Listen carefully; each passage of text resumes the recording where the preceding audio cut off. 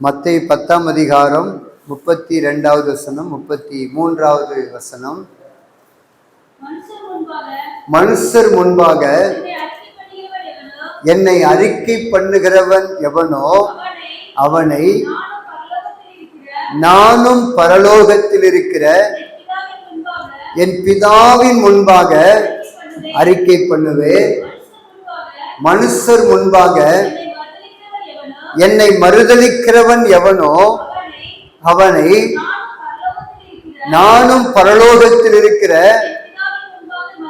என் பிதாவின் முன்பாக மறுதலிப்பேன். ஆண்டவர் என்ன சொல்றார் அப்படின்னா, மனுஷர் முன்பாக என்னை அறிக்கை பண்ணுகிறவன் எவனோ, யாரா இருந்தாலும் சரி, பெரியவங்களா இருந்தாலும் சரி, சின்னவங்களா இருந்தாலும் சரி, பெரிய பொறுப்புல இருந்தாலும் சரி, ஒண்ணுமே இல்லாத சூழ்நிலையில வாழ்ந்தாலும் சரி, ஆண்டவர் இன்றைக்கு நமக்கு சொல்லுகிற வார்த்தை, மனுஷர் முன்பாக யாரெல்லாம் என்ன அறிக்கை பண்ணுகிறார்களோ அவர்களை நானும் என்னுடைய பிதாவிற்கு முன்பாக அறிக்கை பண்ணுவேன்.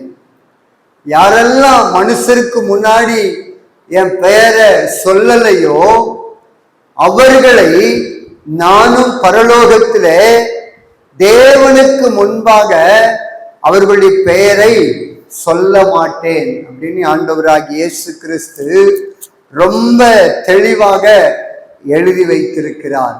நீ வெளிப்படுத்தின விசேஷம் 5ஆம் அதிகாரம் 5வது வசனத்தை வாசிப்பீர்கள் என்றால் அங்கே எழுதப்பட்டிருக்கிறது, அப்பொழுது மூப்பர்களில் ஒருவன் என்னை நோக்கி, நீ அழ வேண்டாம், இதோ யூதா கோத்திரத்து சிங்கமும் தாவீதின் வேருமானவர் புஸ்தகத்தை திறக்கவும் அதில் 7 முத்திரைகளை உடைக்கவும் ஜெயம் கொண்டிருக்கிறார் என்றான்.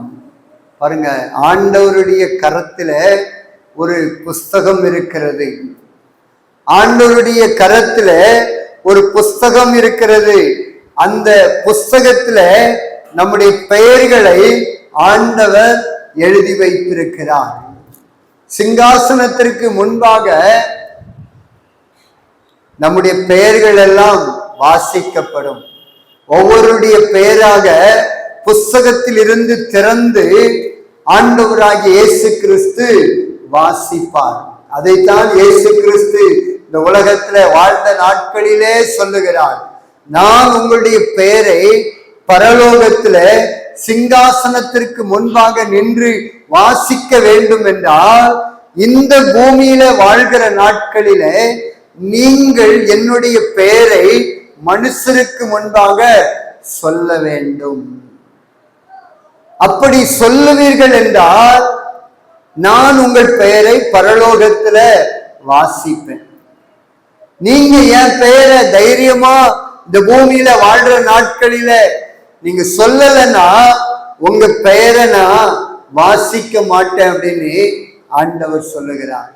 யார் யாருடைய பெயர்கள் எல்லாம் வாசிக்கப்படுகிறதோ அவர்கள் மாத்திரம்தான் தேவனுடைய ராஜ்யத்திற்குள்ள, பரலோக ராஜ்யத்திற்குள்ள, தங்கமயமான அந்த இடத்திற்குள்ளே போக முடியும். ஜீவ புஸ்தகத்துல பெயர் எழுதப்படாதவன் எவனோ அவன் நரகத்திற்கு போவான் என்று வேதத்துல மிக தெளிவாக ஆண்டவர் எழுதி வைத்திருக்கிறார். வெளிப்படுத்தின விசேஷம் 21ஆம் அதிகாரம் மத்திய பகுதி சொல்லுகிறது, ஆட்டுக்குட்டியானவரின் ஜீவ புஸ்தகத்தில் எழுதப்பட்டவர்கள் மாத்திரம் அதில் பிரவேசிப்பார்கள். இயேசு கிறிஸ்துடைய கரத்தில் இருக்கிற ஜீவ புஸ்தகத்துல யார் யாருடைய பெயர்கள் எல்லாம் எழுதப்பட்டிருக்கிறதோ அவர்கள் மாத்திரமே பரலோக ராஜ்யத்திற்குள்ளே பிரவேசிப்பார்கள். இன்னொரு வசனம் இப்படியாய் சொல்லுகிறது, வெளிப்படுத்தின விசேஷம் 20ஆம் அதிகாரம் 15வது வசனம், ஜீவ புஸ்தகத்தில் எழுதப்பட்டவனாக காணப்படாதவன் எவனோ அவன் அக்கினி கடலிலே தள்ளப்படுவான். அக்கினி கடலிலே தள்ளப்படுவான் என்று எழுதப்பட்டிருக்கிறது. உங்களுடைய பெயர் ஜீவ புஸ்தகத்தில் எழுதப்படவில்லை என்றால் நீங்கள் அக்கினி கடலிலே தள்ளப்படுவீர்கள். அதே நேரத்தில் ஜீவ புஸ்தகத்துல பெயர் எழுதப்பட்டவர்கள் பரலோக ராஜ்யத்திற்குள்ள பிரவேசிப்பார்கள். இதை குறித்து மிக தெளிவாக நமக்கு வேதம் சொல்லுகிறது. அதனால்தான் இயேசு கிறிஸ்து சொல்லுகிறார், மனுஷர் முன்பாக என்ன அறிக்கை பண்ணுனீங்க அப்படின்னா உங்க பெயரை நான் ஜீவ புஸ்தகத்துல எழுதுவேன். மனுஷர் முன்பாக என்ன அறிக்கை பண்ணுவீங்க அப்படின்னா ஜீவ புஸ்தகத்துல உங்களுடைய பெயரை நான் எழுதி அதை நான் வாசிப்பேன். மனுஷர் முன்பாக என்ன நீங்க அறிக்கை பண்ணல அப்படின்னா உங்க பெயரை நான் ஜீவ புஸ்தகத்துல எழுத மாட்டேன். அப்படி எழுதல அப்படின்னா உங்க பெயர் ஜீவ புஸ்தகத்துல எழுதப்படலைன்னா அக்கினி கடலுக்கு தான் போக வேண்டும். இன்னும் புரிந்து கொள்ள வேண்டும் என்றால் வெளிப்படுத்தின விசேஷம் 20ஆம் அதிகாரம் 12வது வசனத்தை வாசிக்கிற பொழுது மரித்தோராகிய சிறியோரையும் பெரியோரையும் தேவனுக்கு முன்பாக நிற்க கண்டு அப்பொழுது புஸ்தகங்கள் திறக்கப்பட்டன. ஜீவ புஸ்தகம் என்னும் வேறொரு புஸ்தகமும் திறக்கப்பட்டது. அப்பொழுது அந்த புஸ்தகங்களில் எழுதியிருக்கிறவைகளின்படியே மரித்தோர் தங்கள் தங்கள் கிரியைகளுக்கு தக்கதாக நியாய தீர்ப்பு அடைந்தார்கள். இந்த பூமியில வாழ்கிற நாட்களில நாம என்னென்னலாம் ஆண்டவருக்காக செய்தோமோ அதையெல்லாம் ஆண்டவர் ஜீவ புஸ்தகத்துல எழுதி வச்சிருவார். நியாய தீர்ப்பு நாளில சிங்காசனத்திற்கு முன்பாக நிற்கிற பொழுது ஜீவ புஸ்தகத்துல எழுதியிருக்கிற பட்டவைகளின்படியே என்னெல்லாம் ஆண்டவர் எழுதி வச்சிருக்கிறாரோ அவைகளின்படியே நமக்கு நியாய தீர்ப்பு உண்டு. ஒரு நியாய தீர்ப்பு நாளில தப்பித்து கொள்ள முடியாது. நியாய தீர்ப்புக்கு ஒருவரும் தப்பிக்க முடியாது. எல்லாரும் ஒரு நாளில சிங்காசனத்திற்கு முன்பாக நிற்க வேண்டும். பெரியவர்களாயிருந்தாலும் சரி, சிறியவர்களாயிருந்தாலும் சரி, பெரிய ஊழியக்காராயிருந்தாலும் சரி, சின்ன ஊழியக்காராயிருந்தாலும் சரி, சாதாரண மனிதனாயிருந்தாலும் சரி, உயர் அதிகாரத்தில் இருக்கிறவர்களாயிருந்தாலும் சரி, எல்லாரும் ஒரு நாளிலே நியாயாசனத்திற்கு முன்பாக நிற்க வேண்டும். ஜீவ புஸ்தகத்துல என்னெல்லாம் எழுதப்பட்டிருக்கிறதோ அதன்படி ஒவ்வொருவரும் நியாயம் தீர்க்கப்படுவார்கள். அதனால்தான் இயேசு சொல்றார், இந்த பூமியில வாழ்கிற நாட்களில மனுஷருக்கு முன்பாக என்னை நீங்கள் அறிக்கை பண்ணுங்க. இந்த பூமியில வாழ்கிற நாட்களில மனுஷருக்கு முன்பாக நீங்க என்ன அறிக்கை பண்ணுவீங்க அப்படின்னா உங்களுடைய பெயரை நான் என் பிதாவிற்கு முன்பாக சொல்லுவேன், வாசிப்பேன்னு சொல்லுகிறார். இன்றைக்கு மனுஷருக்கு முன்பாக இயேசுவை குறித்து அறிவிக்கிறோமா? இயேசுவை குறித்து கேள்விப்படாத, இயேசுவை குறித்து இன்னும் கேள்விப்பட்டு ஏற்றுக்கொள்ளாத மக்கள் முன்பாக இயேசுவை குறித்து சொல்லுகிற அந்த அனுபவம் உங்களுக்கு உண்டா? அந்த அனுபவம் இருந்தாதான் உங்களுடைய பெயர் பரலோகத்துல சொல்லப்படும். அந்த அனுபவம் இல்லை அப்படின்னா இயேசு கிறிஸ்து உங்க பெயரை சொல்ல மாட்டேன்னு நேரடியாகவே சொல்லுகிறார். இன்னொரு வசனத்தை நீங்க வாசித்தீங்க அப்படின்னா உங்களுக்கு நல்லாவே புரியும். பிலிப்பியர்ல ஒரு வசனம் எழுதப்பட்டிருக்கிறது. 4ஆம் அதிகாரம் 3வது வசனத்தை வாசிக்கிற பொழுது, அன்றியும் என் உத்தம கூட்டாளியே அவர்களுக்கு உதவியாயிருக்கும்படி உன்னையும் வேண்டிக் கொள்ளுகிறேன். அவர்கள் கிளேமந்தோடும் மற்ற என் உடன் வேலையாட்களோடு கூட சுவிசேஷ விஷயத்தில் என்னோட கூட மிகவும் பிரயாசப்பட்டார்கள். அவர்களுடைய நாமங்கள் ஜீவ புஸ்தகத்தில் இருக்கிறது. யாருடைய பெயர் ஜீவ புஸ்தகத்துல இருக்கிறது என்று வேதத்துல எழுதப்பட்டிருக்கிறது என்றால், சுவிசேஷ விஷயத்துல யார் யாரெல்லாம் பிரயாசப்படுகிறார்களோ அவர்களுடைய பெயர் மாத்திரம்தான் ஜீவ புஸ்தகத்துல எழுதப்பட்டிருக்கும். வேற எங்கேயுமே வேற எந்த காரியத்தை குறித்துமே ஆண்டவர் எழுதி வைக்கல. இந்த ஒரே ஒரு வசனம் மாத்திரம்தான் யாருடைய பெயர் ஜீவ புஸ்தகத்தில் எழுதப்பட்டிருக்கும் என்பதற்கு உத்தரவாதம் கொடுக்கிறது. யாருடைய பெயர் ஜீவ புஸ்தகத்துல எழுதப்பட்டிருக்கும் என்றால், யாருடைய பெயரை ஆண்டவர் வாசிப்பார் என்றால் மனுஷருக்கு முன்பாக இயேசுவே தெய்வம், இயேசுவே இரட்சகர், இயேசுவே பாவத்தை மன்னிக்கிறவர் என்று யார் யாரெல்லாம் அறிக்கை பண்ணுகிறார்களோ அவர்களுடைய பெயர் மாத்திரமே பரலோகத்துல வாசிக்கப்படும். அததான் இங்க வேத வசனம் சொல்லுகிறது. சுவிசேஷ விஷயத்துல பிரயாசப்பட்டவர்களுடைய பெயர் ஜீவ புஸ்தகத்துல இருக்கிறது. இன்னைக்கு உங்களுடைய பெயர் ஜீவ புஸ்தகத்துல எழுதப்படணுமா? சுவிசேஷ விஷயத்திற்காக நீங்க கட்டாயம் பிரயாசப்பட்டே ஆக வேண்டும். சுவிசேஷத்தை அறிவிக்கிற அந்த பணி எனக்குரியது அல்ல என்று நீங்கள் தட்டி கழித்து போக முடியாது. சுவிசேஷத்தை அறிவிப்பது எல்லார் மீதும் விழுந்த கடமையாயிருக்கிறது. இந்த சுவிசேஷத்தை அறிவித்தால் மாத்திரம்தான் நம்ம பெயர் பரலோகத்துல வாசிக்கப்படும். சுவிசேஷத்தை அறிவிக்கல அப்படின்னா நம்ம பெயர் வாசிக்கப்படாது. சுவிசேஷ விஷயத்துல நீங்க பிரயாசப்படல அப்படின்னா, நான் வசனத்தின்படி சொல்லுகிறேன், பரலோகத்தை மறந்துருங்க. சுவிசேஷத்தை அறிவிக்கிறவர்களுக்கு மாத்திரம்தான் பரலோகம். ஏன்னா நிறைய வேத வசனங்கள் அதற்கு ஆதாரமா இருக்கிறது.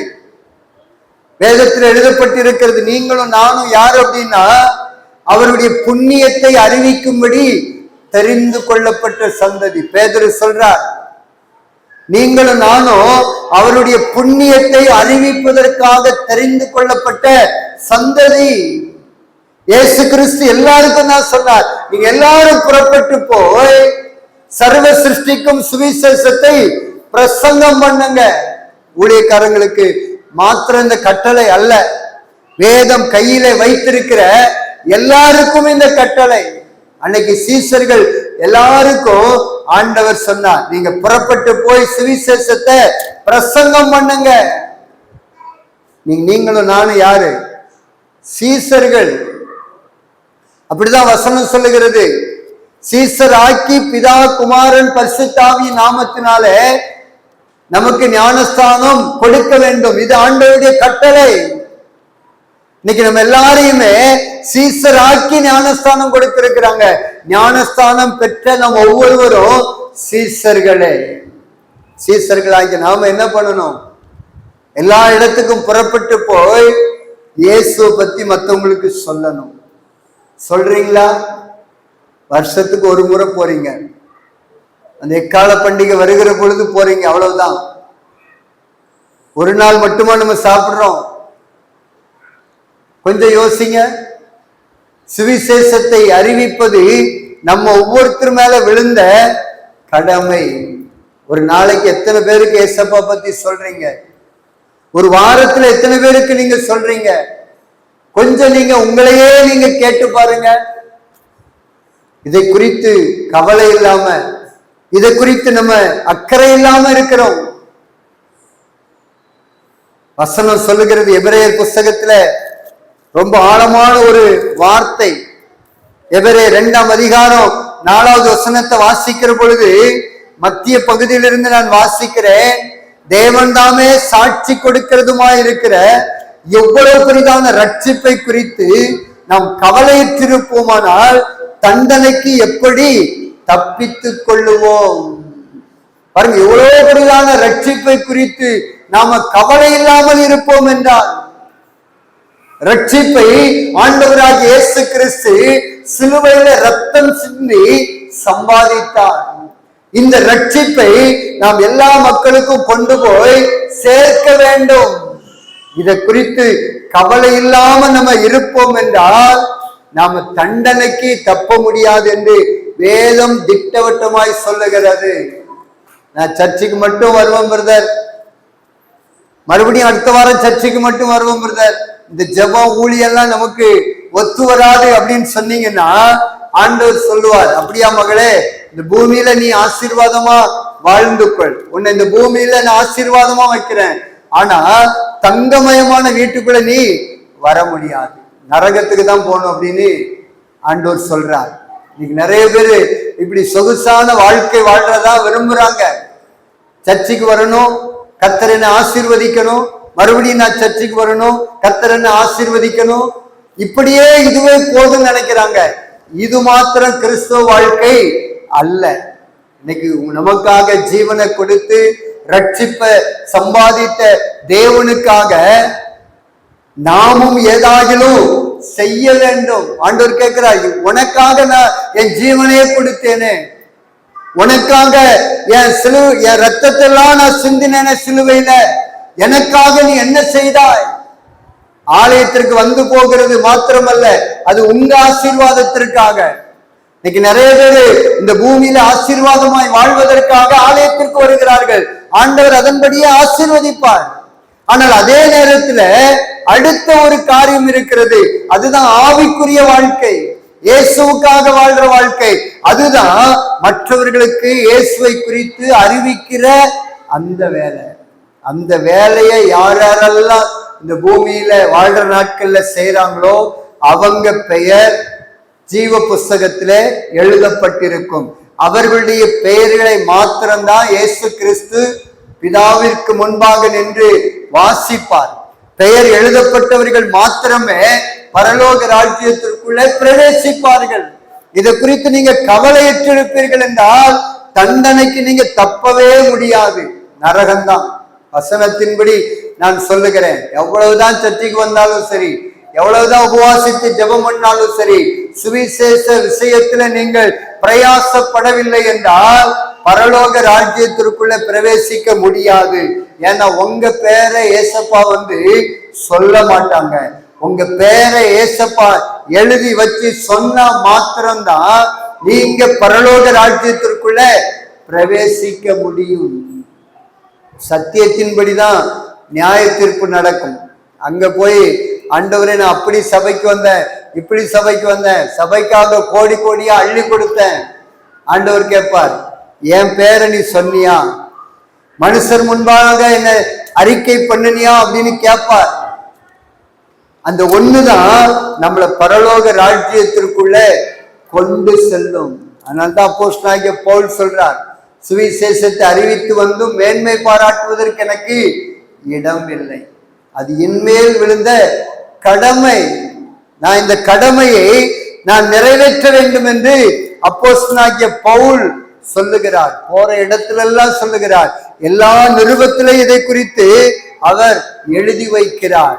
இன்னும் பாத்தீங்கன்னா ரோமர் 1ஆம் அதிகாரம் 18வது வசனத்தை வாசிக்கிற பொழுது, சத்தியத்தை அநியாயத்தினாலே அடக்கி வைக்கிற மனுஷனுடைய எல்லா அவபக்திக்கும் அநியாயத்திற்கு விரோதமாய் தேவ கோபம் வானத்திலிருந்து வெளிப்பட்டிருக்கிறது. நீங்க சத்தியத்தை அறிந்திருந்தோம், சத்தியத்தை நீங்க சொல்லல அப்படின்னா, இயேசு சொல்றார், நானே வழியும் சத்தியமும் ஜீவனுமாயிருக்கிறேன். சத்தியம் யாரு? இயேசுதான் சத்தியம். இந்த சத்தியத்தை நீங்க அநியாயத்தினால அடக்கி வைப்பீர்கள் என்றால் உங்க மேல தேவனுடைய கோபம் இறங்கி வரும். வேத வசனம் சொல்லுகிறது, வானத்திலிருந்து தேவ கோபம் வெளிப்படும். அதனால சத்தியத்தை அறிவிப்பதற்கு, இயேசுவை குறித்து மற்றவர்களுக்கு சொல்லுவதற்கு நீங்க பிரயாசப்படுங்க, முயற்சி பண்ணுங்க, கொஞ்சமாவது அதற்காக நீங்க பிரயாசப்படுங்க. இயேசுவை குறித்து அறியாத மக்களோடு கூட நீங்க பேசுவீங்க அப்படின்னா அவங்களுக்கு இயேசுவை குறித்து அறிமுகப்படுத்துங்க, இயேசுவை குறித்து சொல்லுங்க, கஷ்டத்தில் இருக்கிற மக்களுக்கு சொல்லுங்க, இயேசுவை நம்புங்க, உங்களுக்கு சமாதானம் தருவார். இயேசுவை நம்புங்க, உங்க கடன் பிரச்சனை மாறும். இயேசுவை நம்புங்க, உங்க வியாதி தீரும். எப்பெல்லாம் உங்களுக்கு வாய்ப்பு கிடைக்கிறதோ அப்பெல்லாம் நீங்க சொல்லணும். அப்படி சொன்னீங்க அப்படின்னா ஆண்டவர் உங்க பேரை ஜீவ புஸ்தகத்துல எழுதுவார். எழுதி ஒரு நாளில உங்க பேரை வாசிப்பார். வாசிக்கிற பொழுதுதான் அந்த தங்கமயமான வீட்டுக்குள்ள தேவனுக்கு முன்பாக நிற்கிற அந்த சிலாக்கியத்தை பெற முடியும். இல்லை அப்படின்னா வாய்ப்பே இல்லை. ஆண்டவர் உங்களுக்கு சொல்ல சொன்ன வார்த்தைகளை நான் சொல்லிக் கொண்டிருக்கிறேன். ஆத்தும் ஆதாயம் செய்கிறவன் ஞானவான் என்று எழுதப்பட்டிருக்கிறது. அநேகரை நீதிக்கு உட்படுத்துகிறவர்கள் வானமண்டலத்தில் நட்சத்திரங்களை போல ஜொலிப்பார்கள் என்று எழுதப்பட்டிருக்கிறது. சுவிசேஷத்தை அறிவிக்கிறவருடைய பாதங்கள் மலை மேல் எவ்வளவு அழகாக இருக்கிறது என்று ஆண்டவர் எழுதி வைத்திருக்கிறார். நாம சுவிசேஷத்தை அறிவித்து மூலமாய் ஒரு ஆத்துமா ரட்சிக்கப்பட்டு மனம் திரும்பினால் முழு பரலோகமும் சந்தோஷப்படும். நீங்க வேற என்ன பண்ணாலும் சரி பரலோகத்தை சந்தோஷப்படுத்த முடியாது. ஆண்டவரே, நான் ஒரு பெரிய வீடு கட்டி வச்சிருக்கிறேன், 1 கோடி ரூபாயில நான் திறக்க போறேன், ஆண்டவர் சந்தோஷப்பட மாட்டார். ஆண்டவரே, நான் ஒரு 50 லட்சத்துல கார் வாங்கி இருக்கிறேன், ஆண்டவர் சந்தோஷப்பட மாட்டார். 100 சவரம் நகை வச்சிருக்கிற ஆண்டவரே, ஆண்டவர் சந்தோஷப்பட மாட்டார். ஆனா நீங்க ஒரு ஆத்மாவுக்கு இயேசுவை சொல்லி ஒரு ஆத்மாவை நீங்க சபைக்குள்ள கொண்டு வந்து ஞானஸ்தானத்துக்குள்ள நடத்திட்டீங்க அப்படின்னா முழு பரலோகமும் சந்தோஷப்படும். பரலோகத்தை சந்தோஷப்படுத்துகிற வேலை சுவிசேஷத்தை அறிவிக்கிற வேலை. இந்த வேலையை தான் வேதம் சொல்லுகிறது நல்ல வேலை என்று சொல்லுகிறது. இந்த வேலை செய்கிறவர்களுக்கு நிறைய ஆசீர்வாதங்கள் இருக்கிறது. இந்த வேலையை செய்தால் மாத்திரம்தான் பரலோகத்துல முதன்மையான இடம், 1000 வருட அரசாட்சியில முதன்மையான இடம். இந்த வேலைக்கு முக்கியத்துவம் கொடுக்காம நீங்க என்ன வேலை செஞ்சாலும் சரி பரலோகத்திற்கும் அந்த வேலைக்கும் சம்பந்தமே கிடையாது. அதெல்லாம் நம்ம சாப்பிடுறதுக்காக இந்த பூமியில வாழ்றதுக்காக நியமிக்கப்பட்டது. ஆனா மறுமைக்கு ஏற்ற ஆசீர்வாதங்களை கொடுக்கிற வேலை எதுவென்றால் சுவிசேஷத்தை அறிவிக்கிற அந்த வேலை மாத்திரம்தான். இதை உணர்ந்துதான் அப்போஸ்தலனாகிய பவுல் எத்தனை பாடு வந்தாலும் சரி, எத்தனை உபத்திரம் வந்தாலும் சரி, எத்தனை நிந்தை வந்தாலும் சரி, எத்தனை அடி வந்தாலும் சரி, பரவாயில்ல, நான் இந்த வேலையை செய்வேன் அப்படின்னு உற்சாகமாய் செய்தார். இந்த வேலையில நிறைய ஆசீர்வாதம் இருக்கிறது, நிறைய ஆசீர்வாதம் இருக்கிறது. அதனால சுவிசேஷத்தை அறிவிப்பதற்கு நீங்க பிரயாசப்படுங்க, சுவிசேஷத்தை அறிவிப்பதற்கு பிரயாசப்படுங்க. சத்தியத்தை அடக்கி வைக்காதுங்க. அவங்க கிட்ட சொன்ன அவங்க என்ன சொல்லுவாங்க, இவங்க கிட்ட சொன்ன அவங்க திட்டிடுவாங்களே, அதெல்லாம் யோசிக்காதுங்க. திட்டுனா கூட பரவாயில்ல. ஒரு வசனத்தை வாசிக்கலாம், ரொம்ப முக்கியமான ஒரு வசனம். மத்தேயு 10ஆம் அதிகாரத்துல ஆண்டவர் எழுதி வைத்திருக்கிறார். மத்தேயு 10ஆம் அதிகாரம் 27வது வசனத்தை வாசிக்கிற பொழுது, நான் உங்களுக்கு இருளிலே சொல்லுகிறதை நீங்கள் வெளிச்சத்திலே சொல்லுங்கள், காதில கேட்கிறதை நீங்கள் வீடுகளின் மேல் பிரசித்தம் பண்ணுங்கள். உங்க காதுல கேட்கறீங்க சத்தியத்தை, இந்த சத்தியத்தை நீங்க என்ன பண்ணணும் அப்படின்னா எடுத்துக்கொண்டு போய் வீடுகளின் மீது பிரசித்தம் பண்ண வேண்டும். இயேசுவை குறித்து அறியாத ஜனங்களுக்கு, ஜனங்கள் வாழ்கிற வீடுகளின் மீது நீங்கள் பிரசித்தம் பண்ண வேண்டும். அந்த வேலையை செய்றீங்களா? செய்யலன்னா செய்வதற்கு பிரயாசப்படுங்க, பிரயாசப்படுங்க. நாங்க அந்த வேலையை தான் 20 வருஷமா செய்யறோம். கைப்பிரதி மூலமாக எல்லா வீடுகளுக்கும் நாங்க சுவிசேஷத்தை அறிவிக்கிறோம். ஆட்கள் இருக்கிறாங்களோ இல்லையோ, ஒவ்வொரு வீட்டிலையும் கைப்பிரதியை நாங்க வைக்கிறோம். புதிய ஏற்பாட்டை நாங்க கொடுக்கிறோம். தெருக்களில நின்று மைக்க போட்டு ஏசப்பா பத்தி சொல்றோம். இப்படி சொல்லுகிற பொழுது ஜனங்கள் ரட்சிக்கப்படுவார்கள். இப்படி நாம் அறிவிக்கிற பொழுது ஜனங்கள் சந்திக்கப்படுவார்கள். ஆண்டவர் இன்றைக்கு அதைத்தான் எதிர்பார்க்கிறார், அதைத்தான் நம்மிடத்தில் எதிர்பார்க்கிறார். இந்த சுவிசேஷ ஊழியம் இன்னைக்கு நின்று போய்விட்டது. சுவிசேஷத்தை சபைகள் அறிவிக்கிறதை இன்றைக்கு சபை போதகர்களை தடுத்து நிறுத்துகிறார்கள், சபை ஊழியர்களை தடுத்து நிறுத்துகிறார்கள். இப்படிப்பட்ட சூழ்நிலைகள் எல்லாம் இருக்கிறது.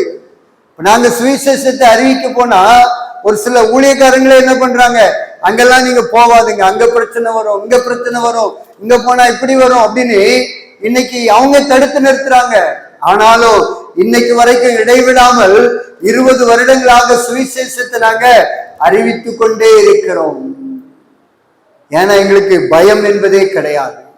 ஏன்னா ஆண்டவரே சொல்றார், மத்தேயு 10ஆம் அதிகாரம் 28வது வசனத்தில் எழுதப்பட்டு இருக்கிறது, ஆத்துமாவை கொல்ல வல்லவராயிராமல் சரீரத்தை மாத்திரம் கொள்ளுகிறவர்களுக்கு நீங்கள் பயப்பட வேண்டாம்.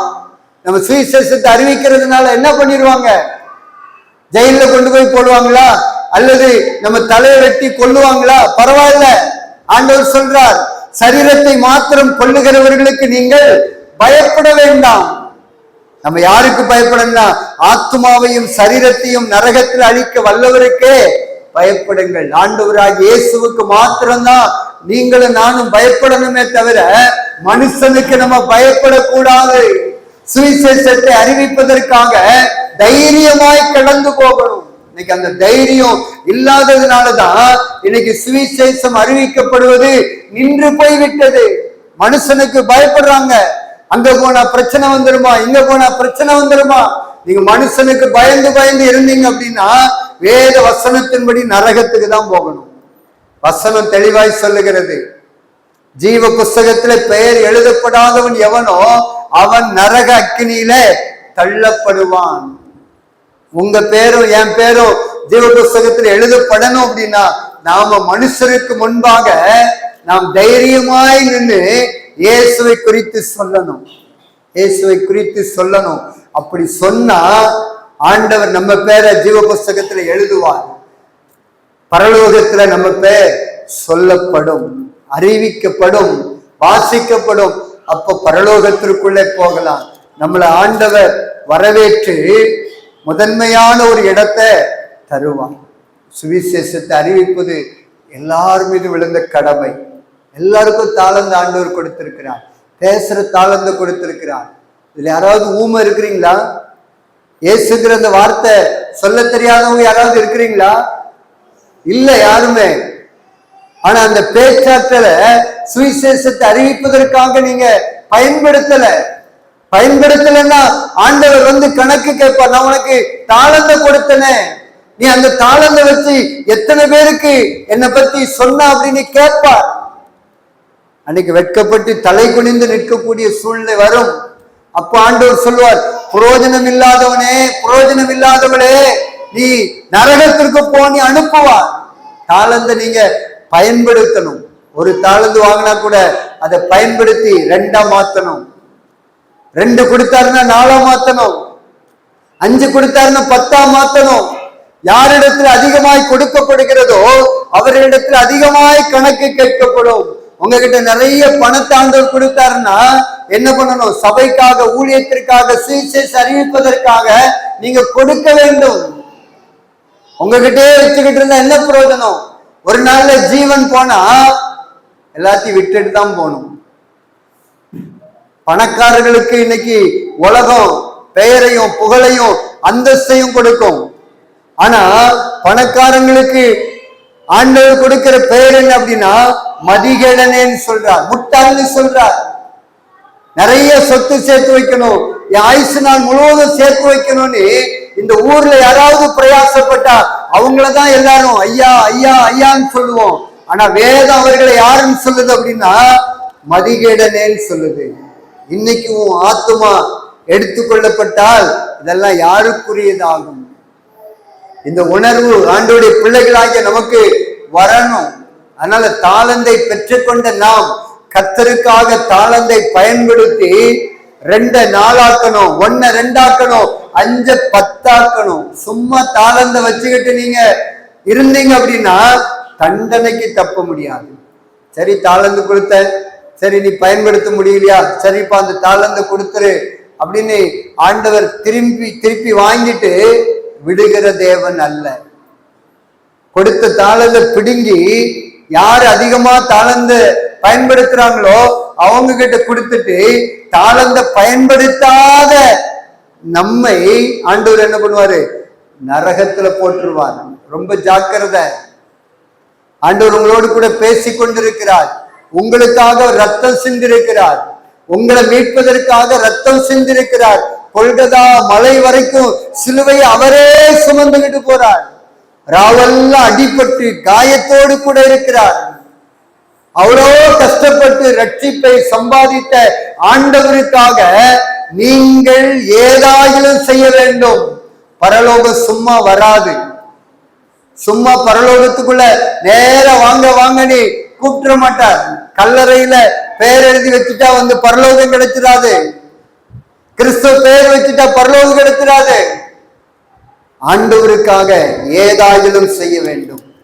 ஏதாயிலும் ஒரு விதத்துல நம் மூலமாய் சுவிசேஷம் அறிவிக்கப்படுவதற்கு நாம பிரயோஜனம் உள்ளவர்களாக வாழ வேண்டும். அப்படி வாழ்ந்தால் மாத்திரம்தான் நம்ம பெயர் பரலோகத்துல வாசிக்கப்படும்.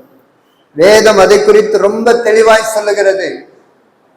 சுவிசேஷ விஷயத்துல பிரயாசப்பட்டவர்களுடைய பெயர் ஜீவ புஸ்தகத்துல இருக்கிறது. வேற யாரு பேரும் ஜீவ புஸ்தகத்துல இருக்குது அப்படின்னு உறுதியா வேதம் முழுவதும் நீங்க வாசித்து பாருங்க, எங்கேயுமே இல்லை. ஒரே ஒரு இடத்துல எழுதப்பட்டிருக்கிறது. அதுவும் சுவிசேஷ விஷயத்துல பிரயாசப்பட்டவர்களுடைய பெயர் ஜீவ புஸ்தகத்துல எழுதப்பட்டிருக்கிறது என்று ஆண்டவர் எழுதி வைத்திருக்கிறார். எவ்வளோ சுவிசேஷத்துக்கு ஆண்டவர் முக்கியத்துவம் கொடுக்கிறார் பாருங்க. அதனால நம்மளால முடிஞ்ச அளவிற்கு இயேசுவை குறித்து சொல்லணும். இன்னைக்கு ஜனங்கள் இயேசு இல்லாம நரகத்தை நோக்கி ஓடிக்கொண்டிருக்கிறாங்க. இயேசு இல்லாம கோடிக்கணக்கான மக்கள் இன்னைக்கு நரகத்தை நோக்கி ஓடிக்கொண்டிருக்கிறாங்க. பொய்க்கு பின்னாடி இன்னைக்கு ஜனங்க போயிட்டு இருக்கிறாங்க. மெய்யான ஆண்டவர் இயேசுவை மறந்து இன்னைக்கு வாழ்ந்து கொண்டிருக்கிறாங்க. ஆவியா இருக்கிற தேவனை மறந்து ஓடுறாங்க. அவங்களுடைய நிலைமெல்லாம் நரகம். இதை நம்ம கண்ணு முன்னாடி கொண்டு நிறுத்தினா போதும். ஐயோ, என் ஜனங்கள் அழிகிறார்களே, என் ஜனங்க நரகத்திற்கு போறாங்களே, சொந்த பந்த நரகத்துக்கு போறாங்களே அப்படின்னு அதை நினைச்சாலே போதும். நம்மளால சும்மா இருக்க முடியாது. ஏதாயிலும் ஒரு விதத்துல சுவிசேஷத்தை அறிவிப்பதற்கு நம்மளை அர்ப்பணிக்கணும். ஆண்டவரே, நான் என்ன செய்யணும்? சுவிசேஷத்திற்காக நான் என்ன செய்யணும்? ஆண்டவரே, என்னை வழி நடத்துங்க, நான் என்ன பண்ணணும் அப்படின்னு ஆண்டவர்கிட்ட கேளுங்க. ஏதாவது ஒரு வழி ஆண்டவர் காண்பிப்பார். கடைசியா ஒரு சம்பவத்தை மாத்திரம் சொல்லி முடிக்க விரும்புகிறேன். இதே போல ஒரு பிரசங்கத்தை ஒரு 80 வயசு நிரம்பின ஒரு பாட்டியம்மா கேட்டுக்கிட்டே இருந்திருக்கிறாங்க. பிரசங்கம்லாம் முடிந்த பிற்பாடு அந்த சபை போதகரிடத்துல ஐயா, நான் சுவிசேஷத்தை அறிவிக்க விரும்புறேன், நானும் ஊழியம் செய்யணையா, என்னையும் நீங்க ஊழியத்துக்கு கூப்பிட்டு போங்க, சுவிசேஷ ஊழியத்துக்கு கூப்பிட்டு போங்க அப்படின்னு சொல்றாங்க. அந்த அம்மாவிட்ட அந்த பாஸ்டர் சொல்றாரு, அம்மா, உங்களுக்கு வயசாயிடுச்சுமா, இனிமேல் நீங்க எங்க கிராமத்துக்கெல்லாம் தெருக்கெல்லாம் வர போறீங்க, முடியாதுமா, நீங்க வேணாம் அப்படின்னு சொல்லி அனுப்பிட்டார். அந்த அம்மா பாத்தீங்கன்னா ரொம்ப வேதனையோடு கூட போறாங்க. வீட்டுல போயிட்டு ஜெபம் பண்றாங்க. ஆண்டவரே, நான் சுவிசேஷத்தை அறிவிக்கணும், ஆண்டவரே நான் ஊழியம் செய்யணும், உமக்காக நான் ஆத்துமாதாயம் செய்யணும் ஆண்டவரே, நீ ஆண்டவர் சமூகத்துல ஜெபம் பண்ணிக்கிட்டே இருக்கிறாங்க. அப்போ ஆண்டவர் அவங்களுக்கு ஒரு ஆலோசனை அப்படியே கொடுக்கிறார். உடனே மறுநாளே என்ன பண்றாங்க அப்படின்னா, அவங்க வீட்டுக்கு முன்னாடி ஒரு பெரிய போர்டு வைக்கிறாங்க. இங்க இலவசமாக தேநீர் வழங்கப்படும். ஆண்டவர் ஒரு ஆலோசனை கொடுத்திருக்கிறார். அந்த ஆலோசனையின்படி அவங்க வீட்டுக்கு முன்னாடி இலவசமாக தேநீர் வழங்கப்படும் அப்படின்னு எழுதி வச்சுட்டாங்க. தெருவில் போறவங்க வரவங்க எல்லாரும் அப்படியே பார்த்துட்டே போறாங்க. ஒரு நாள் ஒரு வாலிபன் பார்க்கிறான், தேநீர் ஃப்ரீயா கொடுக்குறாங்களா அப்படின்னுட்டு நேரா உள்ள போறான். உள்ள அந்த அம்மா உட்கார்ந்து இருக்கிறாங்க. அன்பா வரவேற்கிறாங்க. வரவேற்று சோபால உட்கார வச்சு நல்ல ஒரு டீயை கொடுத்து அன்பா 4 வார்த்தைகளை பேசி அனுப்புறாங்க. மறுநாள் அதே வாலிபன் உள்ளே வருகிறான். அதே போல அவங்க என்ன பண்றாங்க, டீ கொடுக்குறாங்க. அதுக்கு பின்னாடி ஆண்டவராகிய இயேசுனுடைய அன்பை அவங்க சொல்ல ஆரம்பித்தாங்க. அப்படியே ஒருவர் 2 பேர் என்று பல பேர் அனுதினமும் அவங்களை தேடி வராங்க, டீ குடிக்கிறாங்க. இயேசுனுடைய அன்பை சொல்லி ரட்சிப்புக்குள்ள ஆத்துமாக்களை நடத்துகிறார்கள். பாருங்க, அந்த சாட்சியை நான் படிக்கிற பொழுது ஒரு 80 வயசு தாயா இவ்வளவு ஆத்துமாக்களை ஆதாயப்படுத்தினாங்க அப்படின்னு ரொம்ப ஆச்சரியப்பட்டேன். பாருங்க, அவங்க மரிப்பதற்குள்ளாக ஏறக்குறைய 1000 பேரை ஆண்டவராகிய இயேசு அண்டைக்குள்ள நடத்தி விட்டார்களாம். ஊழிய செய்யணும் அப்படிங்கிற, சுவிசேஷத்தை அறிவிக்கணும் அப்படிங்கிற அந்த தாகம் நமக்குள்ள வந்துட்டாலே போதும். ஆண்டவர்கிட்ட நம்ம கேட்டாலே போதும், அதற்கு ஏற்ற வழிகளை ஆண்டவர் திறந்து தருவார். எப்படியாகிலும் சரி, சிலரை ரட்சிக்கும்படிக்கு நாம் எல்லாருக்கும் எல்லாருமாய் மாறியே ஆக வேண்டும். ஊழியம் செய்வதற்கு வயது ஒரு பொருட்டு அல்ல. அதனால நம்மளால முடிஞ்ச அளவுக்கு ஏசப்பா பத்தி சொல்லணும். எவ்வளோ மக்கள் கஷ்டத்துல, வறுமையில, சமாதானம் இல்லாம, சந்தோஷம் இல்லாம, குடும்பங்கள் இன்னைக்கு பிரிக்கப்பட்டு, உடைக்கப்பட்டு, நொறுக்கப்பட்டு வாழ்ந்து கொண்டிருக்கிறார்கள். அவர்களுக்கெல்லாம் இயேசுங்கிற அந்த வார்த்தை தேவை, இயேசுங்கிற ரட்சகர் தேவை, சமாதான காரணர் தேவை. அவரை அறிமுகப்படுத்துங்க, அறிமுகப்படுத்துங்க. எல்லார் கையிலையும் நம்ம ஆண்ட்ராய்டு போன் வச்சிருக்கிறோம். தினந்தோறும் ஆறுதலான வசனத்தை தேடி கண்டுபிடிச்சு ஜெபத்தோடு கூட இயேசுவை குறித்து அறியாத மக்களுக்கு, நண்பர்களுக்கு அனுப்புங்க. அதுவே ஒரு பெரிய ஒரு ஊழியம். நமக்கு கொடுக்கப்பட்டிருக்கிற வாய்ப்புகளை நாம் பயன்படுத்த வேண்டும். ஆண்டவர் அதை எதிர்பார்க்கிறார். ஏதாயிலும் ஒரு விதத்துல இயேசுவுக்காக நாம் செயல்பட்டே ஆக வேண்டும். இயேசுனுடைய பெயரை சொல்லுவதற்கு ஏதாயிலும் ஒரு விதத்துல நாம் ஒவ்வொரு நாளும் செயல்பட வேண்டும். அப்படி நாம் செயல்படுவோம் என்றால் நம்முடைய பெயர் ஜீவ புஸ்தகத்துல ஆண்டவர் எழுதிடுவார். அவர் எழுதிட்டார் அப்படின்னா அதை யாராலும் அழிக்க முடியாது. அவர் பெயர் எழுதல அப்படின்னா பரலோகத்துக்குள்ள போக முடியாது. நம்ம பெயர் எழுதப்பட்டா பரலோகம். சுவிசேஷ விஷயத்துல நாம பிரயாசப்படணும். சத்தியத்தை அநியாயத்தினால அடக்கி வச்சோம் அப்படின்னா தேவ கோபம் வானத்திலிருந்து இறங்கி வரும். தண்டனைக்கு தப்ப முடியாதுன்னு வசனம் தெளிவாய் சொல்லுகிறது. இதற்கு மேல உங்களுக்கு வசனம் தேவையில்லை. எல்லா வசனத்தையும் நான் உங்களுக்கு சொல்லிட்டேன். சுவிசேஷத்தை அறிவித்தா ஆசீர்வாதம், நட்சத்திரங்களை போல ஜொலிக்கிற ஆசீர்வாதம். ஞானவான்னு சொல்ற, நீங்க தான் அறிவாளி. உங்க பாதம் அழகான பாதம் அப்படின்னு ஆண்டவர் சொல்றார். உங்க நிமித்தம் பரலோகம் சந்தோஷப்படும். பரலோகத்தை சந்தோஷப்படுத்துகிற அந்த நல்ல வேலையை செய்வதற்கு உங்களை ஒப்பு கொடுப்பீங்களா? நம்ம எல்லாரும் அப்படி நம்ம எழுந்திருக்கலாமா? உயிர் வாழும் நாட்களெல்லாம் ஓடி ஓடி உழைத்திடுவே, நான் உயிர் வாழும் நாட்களெல்லாம் ஓடி ஓடி உழைத்திடுவே, அழைத்தீரே உன் சேவைக்கு, என்னை அழைத்தீரே உன் சேவைக்கு, அதை நான் மறப்பேனோ,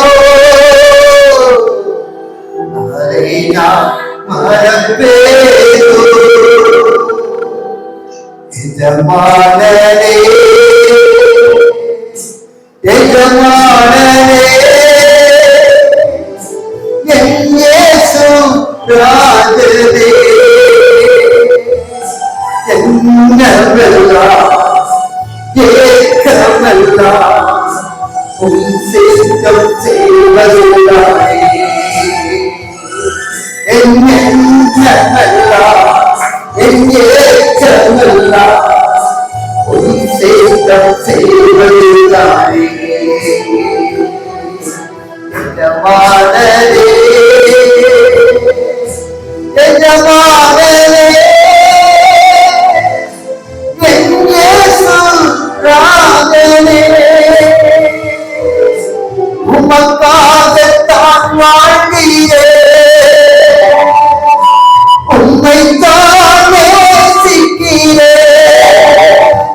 ஐயா உமக்காகத்தான் வாழ்கிறேன், உம்மைத்தான் நேசிக்கிறேன், பலியாகி என்னை மீட்டீரே, பலியாகி என்னை மீட்டீரே, பரலோகம் திறந்தீரையா, பரலோகம் திறந்தீரையா.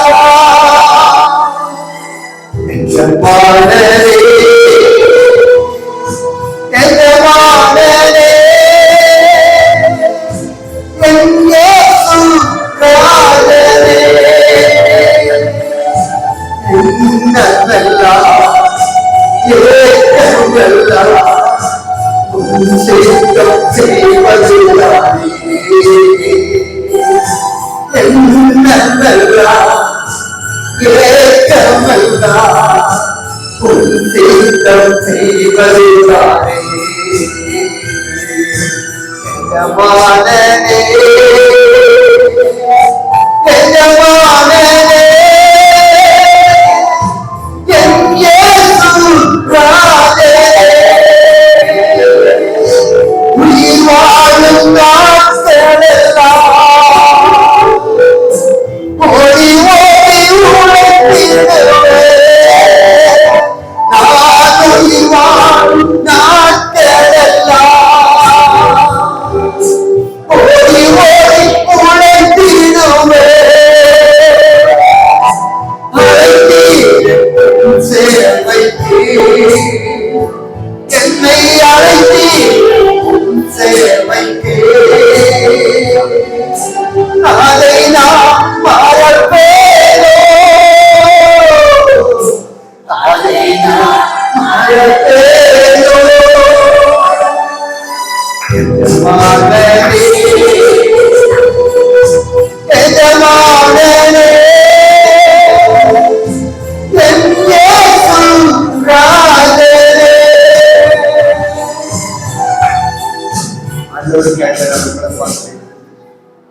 உனக்காக நான் மறித்தேனே, உனக்காக என் ரத்தத்தெல்லாம் சிந்தினேனே, எனக்காக என்ன செய்தாய்? உனக்காக நான் தாளந்துகளை கொடுத்தேனே, எனக்காக தாளந்தை நீ பயன்படுத்தினாயா? கற்றுக் கொண்டிருக்கிற தாளந்தை மண்ணுக்குள்ள புதைத்து வைத்திருக்கிறாய மகனே, மண்ணுக்குள்ள புதைத்து வைத்திருக்கிறாய மகளே. நான் சீக்கிரத்தில் வரப்போகிறேன், இனி காலம் சொல்லாது பயன்படுத்து, எனக்காக பயன்படுத்துவதற்கு உன்னை அர்ப்பணி என்று ஆண்டவர் பேசிக் கொண்டிருக்கிறார். ஒப்புக்கொடுங்க ஆண்டவரே, பெற்றுக்கொண்ட தாளத்தை நான் பயன்படுத்தும் ஆண்டவரே. உன்னை குறித்து அறியாதவர்களுக்கு சத்தியத்தை சொல்லுவதற்கு என் வாழ்க்கையை அர்ப்பணிக்கிறப்பா.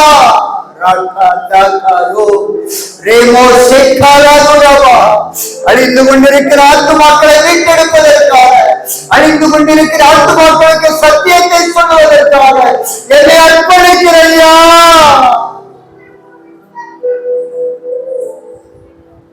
ஒப்பு கொடுங்க, தேவ சமூகத்தில் ஒப்பு கொடுங்க. ஆண்டவர் உங்களோடு கூட பேசிக் கொண்டிருக்கிறார். என் காரியமாய் யார் போவார்கள்? என் காரியமாய் யார் போவார்கள்? நான் சிருஷ்டித்த ஜனங்கள், நான் உருவாக்கின ஜனங்கள் என்னை மறந்து நரகத்தை நோக்கி ஓடுறாங்களே. நான் ஜீவ சுவாசத்தை கொடுத்து பூமியில உருவாக்கின என் ஜனங்கள் நரகத்தை நோக்கி ஓடிக்கொண்டிருக்கிறார்களே.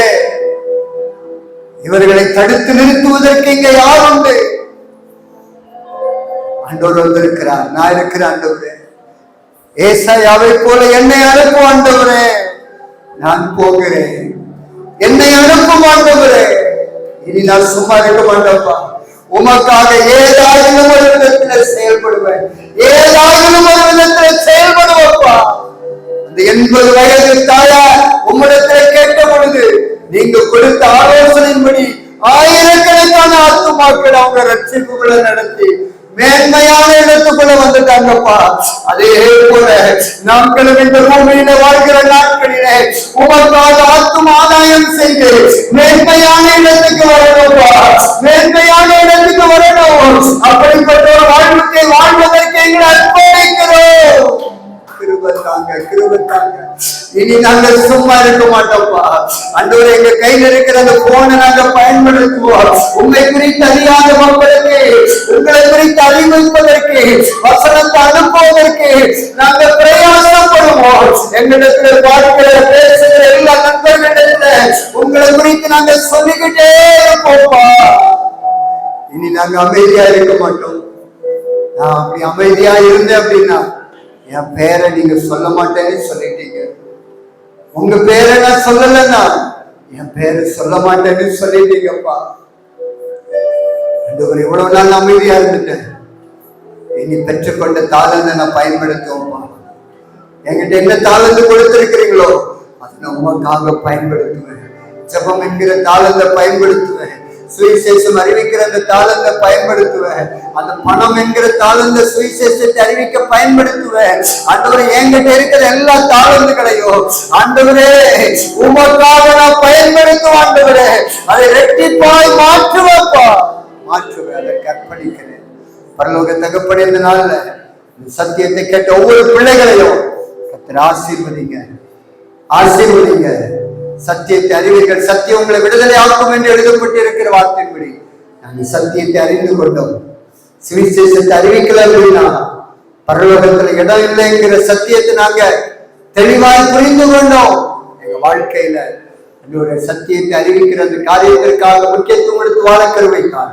அந்த ஒவ்வொரு பிள்ளைகளையும் நீங்க ஆசீர்வதிங்கப்பா, ஆசீர்வதிங்க, ஆசீர்வதிங்க. சத்தியத்தின்படி நடத்துங்க, ஆலோசனை கொடுங்க, என்ன செய்ய வேண்டும் என்பதை பரிசுத்த ஆவியானவருடைய பிள்ளைகளுக்கு கற்றுக் கொடுத்து எங்க போகணும், எப்படி ஜெபம் பண்ணுங்கிற காரியங்களை எல்லாம் கற்றுக் கொடுத்து செயல்பட வைப்பீராக ஜெபிக்கிறப்பா. நீங்க செய்கிறதற்காக நன்றி, நன்றி. சில ஊழியரை ஆசீர்வதியும், அவருடைய துணைவியார் பிள்ளைகள் குடும்பத்தை ஆசீர்வதியும்.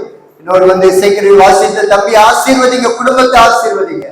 நீங்க வந்த ஒவ்வொரு பிள்ளைகளையும் நீங்க தனித்தனியாய் பேர் பேராய் தொட்டு ஆசீர்வதிங்கப்பா. நீங்க அப்படியே தொட்டதற்காக நன்றி, நன்றி. அப்பிரயோஜனமான ஊழியக்காரனாகிய நான் கடமை மாத்திரம் செஞ்சிருக்கிறேன்.